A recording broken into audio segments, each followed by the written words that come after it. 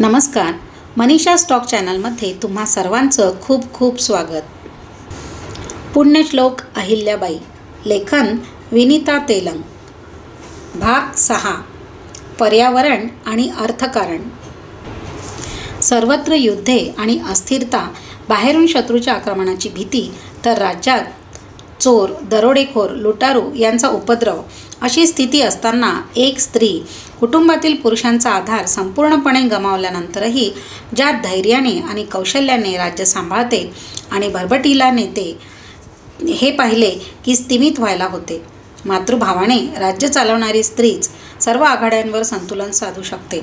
त्यामुळे उत्तम कर वसुली, तरीही पिळवणूक नाही, उत्तम उद्योग व्यवसाय, इतकेच पर्यावरणाचे भान, शेतीची भरभराट, पण प्राण्यांवरही अन्याय नाही, लुटारूंपासून जनतेला मुक्ती देताना लुटारूंचेही पुनर्वसन, असे सर्व घटकांचे कल्याण करणारी नीती अहिल्याबाईंची होती.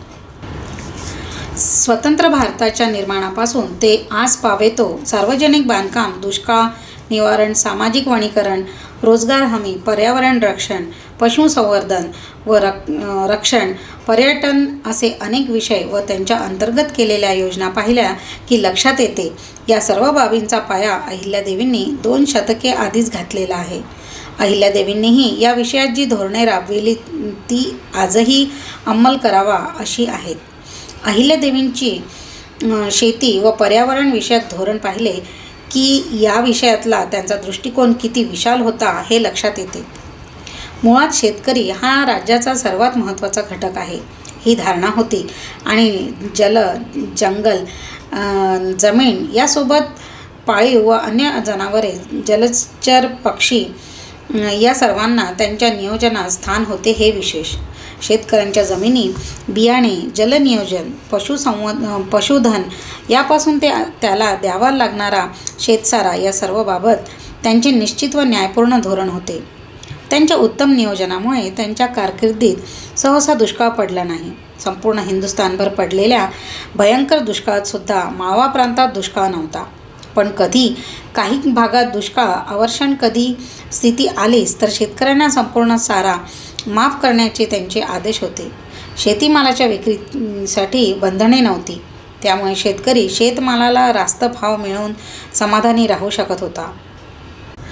दारिद्र्य रेषेखाली असलेल्यांना त्यांनी कसायला जमिनी दिल्या व त्यासाठी एक 9 आकाराचा कायदा म्हणजे 9/11 म्हणून असा कानून केला. जी जमीन दिली जाईल त्यावर त्या शेतकऱ्याचे फळझाडांची लागवड करावी.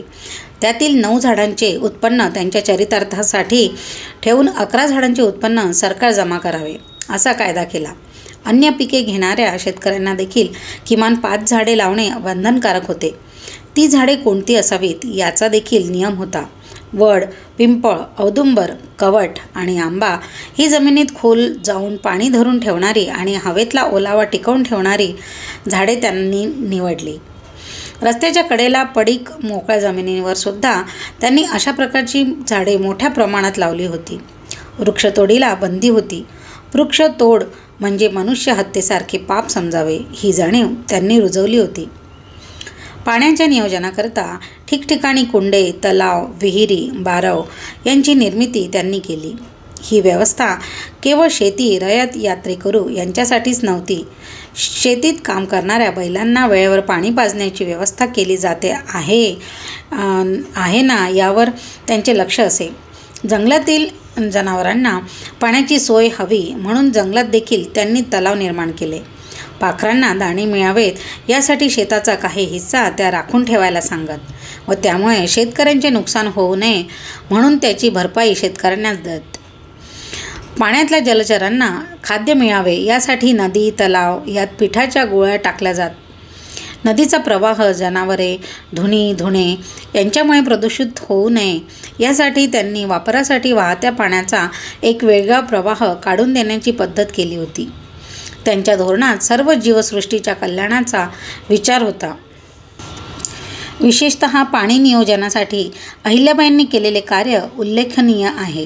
त्यांनी निर्माण केलेली कुंडे 12 देशभर पसरलेल्या आहेत आपल्या राज्याबाहेरही अनेक ठिकाणी त्यांनी तलाव, नद्यांवर बंधारे बांधले आहेत. नदी नसलेल्या भागात विहिरी बांधून पाण्याची सोय केली आहे.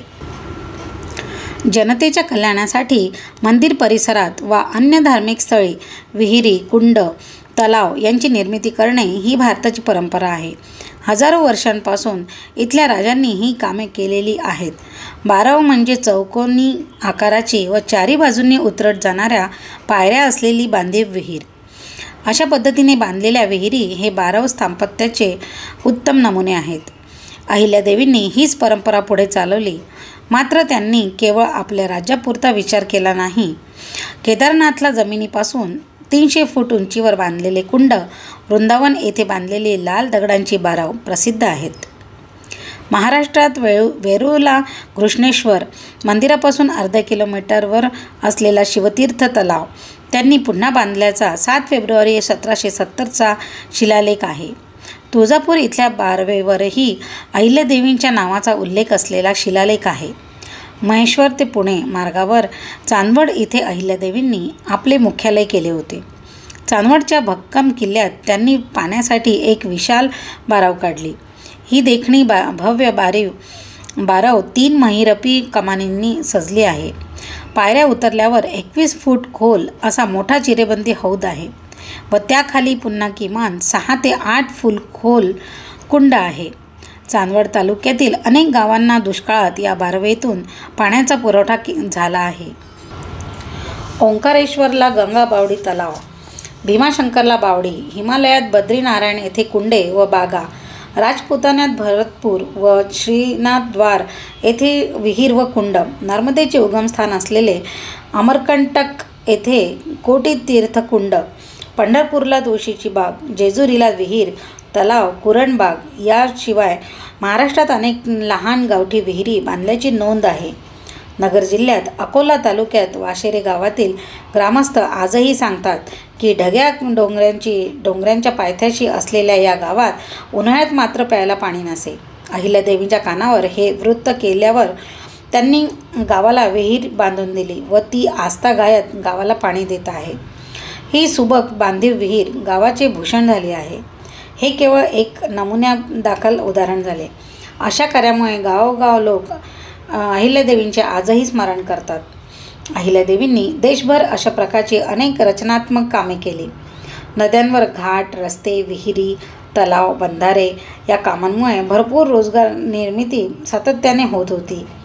सतत सुरू असणाऱ्या कामांमुळे चालू द्या होळकरी टाकी असा वाक्प्रचारच रूढ झाला होता. अहिल्याबाईंचे वैशिष्ट्य म्हणजे त्यांनी ज्याला जे जमेल त्या पद्धतीचे काम देऊन त्याला उभे राहायला मदत केली होती. त्यामुळे त्यांचे अर्थकारण आणि समाजकारण दोन्ही संतुलित राहिले. समाजाला केवळ उद्योग व्यापार करणारा वर्ग समृद्ध झाला असे घडले नाही. अगदी सामान्य वकुबाच्या व्यक्तीला देखील त्यांनी कोणत्या ना कोणत्या कामाला गुंतवले. त्यासाठी त्या व्यक्तीला स्वाभिमानाने जगण्याची संधी मिळाली. एकंदर दारिद्र्य कमी झाले आणि राष्ट्रीय उत्पन्नात भर पडली गेली. राज्यात शांतता, सुव्यवस्था आणि स्थिरता असली की सर्वच प्रकारचे उत्पादन वाढण्याची अनुकूलता निर्माण होते. युद्धाच्या आघाडीवर शांतता असल्यामुळे राज्यात शेवटी भरभराट झाली. मुळात सुपीक असलेल्या माव्याची माती, उत्तम जलनियोजन, वृक्ष लागवड यामुळे दुष्काळाचे संकट नसल्यामुळे शेतीचे उत्पन्न भरभरून येत होते. पिकांना सैन्यांकडून उपद्रव, लुटालूट हा धोकाही नव्हता. त्यामुळे राज्यात धान्यासही भरपूर असे. त्यामुळे शेतीतून येणाऱ्या कराचे उत्पन्न हा राज्याचा भरभक्कम आधार होता. सुमारे 300 ते 350 गावातून शेतीच्या उत्पन्नाच्या 1/4 म्हणजे 1/4 वसूल केली जात असे. साधारण 1 बिघा जमिनीवर 1 रुपया कर, तर नगद व्यापारी पिके घेतली तर 2 रुपये बिघा कर असा असे. धान्याचे उत्पन्न मुबलक असल्याने मेवाड, खानदेश, गुजरात अशा अन्य राज्यात त्याची निर्यातही होत असे. अफूची शेती व्यापार हाही उत्पन्नाचा मोठा स्रोत होता. 5-6 रुपये शेर या दराने अफूची विक्री होई आणि ती मेवाड, मारवाड आणि दक्षिण भारतात विकली जाई. उत्तर भारत, बंगाल, बिहार या भागातील माल देशाच्या पश्चिम दक्षिण भागात विक्रीसाठी जाताना येताना तो इंदूरवरून जात असे. यामध्ये रेशीम वस्त्रे, मौल्यवान मोती, हिरे व जवाहीर, अन्नधान्य अशा अनेक वस्तूंच्या देवाणघेवाणीचे केंद्र माळवा असल्याने जकातीच्या माध्यमातून राज्याला मोठे उत्पन्न मिळत असे. जकात कर हा मालाची किंमत आणि वजन यानुसार ठरत असे. धान्ये, मीठ अशा वस्तूंवरचा कर बैलगाडींच्या मापानुसार ठरायचा. मात्र मोठ्या संख्येने बैलगाड्या असल्या तर मालाच्या वजनावर जकात घेतली जाई. मात्र या जकातीचे दरही माफक म्हणावेत असेच होते. मालाने भरलेल्या गाडीवर सर्वसाधारणतः 2 रुपये कर असे. मालाच्या किमतीनुसार 1 ते 5 रुपये असा फरक व्हायचा. यात सर्वाधिक कर 5 रुपये हा अफूसाठी होता. राज्याची व नगराची सीमा, नदी पार करण्याची ठिकाणे अशा ठिकाणी कर वसुली केली जाई. आयात निर्यात करणारे सावकार, व्यापारी यांच्या मालाची ने-आण करणे, त्यांची सुरक्षा, त्यांचा मेहनताना व दलाली हाही उत्पन्नाचा एक स्रोत होता. खाजगी कोशातून व्यापाऱ्यांना अल्प व्याजदराने कर्जे देऊन भांडवलाची सोय केली जात होती. त्यामुळे व्यापार उद्योगाला चालना व खाजगी कोशात भर अशा दोन्ही बाबी साध्य झाल्या. महेश्वर येथील टाकसाळीत चांदीची नाणी पाडली जात. टाकसाळीला मोबदला देऊन व्यापारी आणि सावकार चांदी नेऊन नाणी पाडून घेत. मात्र या व्यवहाराला सरकारचे नियंत्रण असे. टाकसाळी या खाजगी नव्हत्या, तर सरकारच त्या चालवित होत्या. चलनात साधारणतः कवडी, अर्धा पैसा, 1 पैसा, 2 पैसे, 4 आणे, 8 आणे आणि 1 रुपया अशी नाणी होती.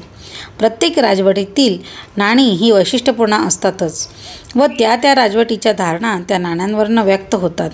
होळकरांची नाणी ही प्रामुख्याने चांदी व तांबे या धातूंची, क्वचित सोन्याची पण होती. साधारण 11-12 ग्रॅमचा चांदीचा रुपया तर तांब्याच्या नाण्याचे वजन 15 ते 17 ग्रॅमपर्यंत असे. मल्हाररावांच्या काळात होळकर राजवटीची नाणी सुरू होती. त्यांच्या नाण्यावर फक्त मोगल बादशहाचे नाव आहे. अहिल्याबाईंच्या काळापासून नाण्यांवर काळाची नोंद म्हणजे शके सुरू झाली. मल्हारनगर, इंदोर, चांदवड अशा विविध टाकसाळीत पडलेली नाणी आहेत. अहिल्यादेवींच्या नाण्यांवर सूर्य, चंद्र, बेलपान, शिवलिंग अशा प्रतिमा आहेत. त्यांनी कलेला उत्तेजन दिले आणि त्यातून उद्योगांची देखील निर्मिती केली. हैदराबादेतील वेणकर बोलावून त्यांना महेश्वरमध्ये बसवले. त्यांना सर्व सुविधा देऊन तिथे वस्त्रनिर्मिती सुरू केली. अतिशय सुंदर साड्या व तलम धोतरे तेथे बनत असत. राजस्त्रियांच्या वापरासाठी व येणाऱ्या जाणाऱ्या पाहुण्यांना आहेर म्हणून या साड्या त्या वापरत असत. हळूहळू तेथील वैशिष्ट्यपूर्ण साड्या महेश्वर साडी म्हणून प्रसिद्ध पावल्या व लोकप्रिय झाल्या. तिथला साडी उद्योग भरपूर वृद्धिंगत झाला. त्याने महेश्वराच्या उत्पन्नातच नव्हे तर लौकिकातही मोलाची भर घातली आहे. मधल्या काळात ही कला थोडीशी मागे पडत आहे असे लक्षात आल्यावर होळकर घराण्यातील वंशजांनी रेवा सोसायटीची स्थापना करून या कलेला पुनरुज्जीवन केले आहे. राज्याच्या अन्य भागातही व्यापार वृद्धीसाठी केलेले प्रयत्न पत्रव्यवहारातून दिसून येतात. परिणामी त्यांच्या कारकिर्दीत राज्याचे उत्पन्न 60 ते 65 लाखांवरून 1 कोटीच्या वर गेले होते. अहिल्यादेवींनी माळव्याच्या भूमीत आणलेले संपन्नतेचे प्रवाह आजही तेथील नागरिकांना समृद्ध करत आहेत.